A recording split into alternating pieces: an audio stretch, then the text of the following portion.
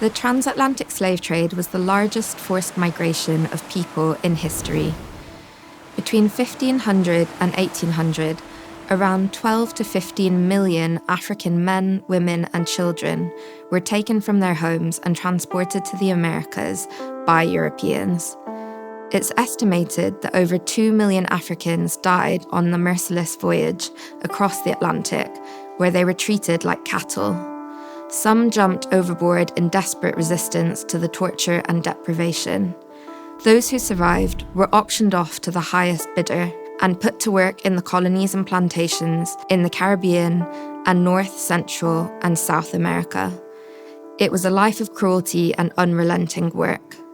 Enslaved people had no rights. Families were separated, and any children born became slave owners' property. Britain and other countries grew rich on this trade and people and the cheap and plentiful goods they produced, despite the terrible human cost involved.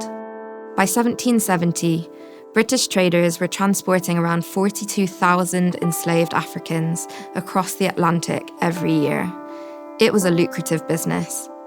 Between 1761 and 1808, British traders transported 1,428,000 African people across the Atlantic and made £60 million, perhaps $8 billion in today's money.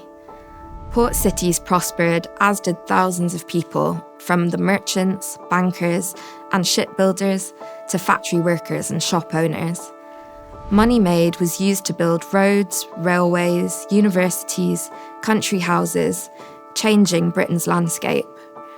Profits were crucial to the rapid industrial expansion, to the growth of the British Empire, and Britain became one of the most powerful countries in the world.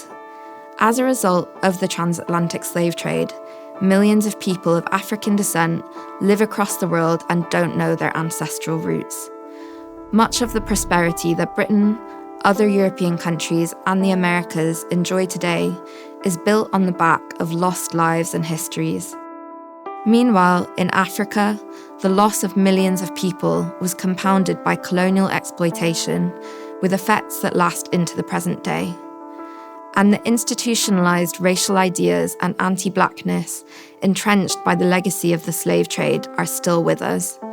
They must be confronted, understood, and eradicated for good.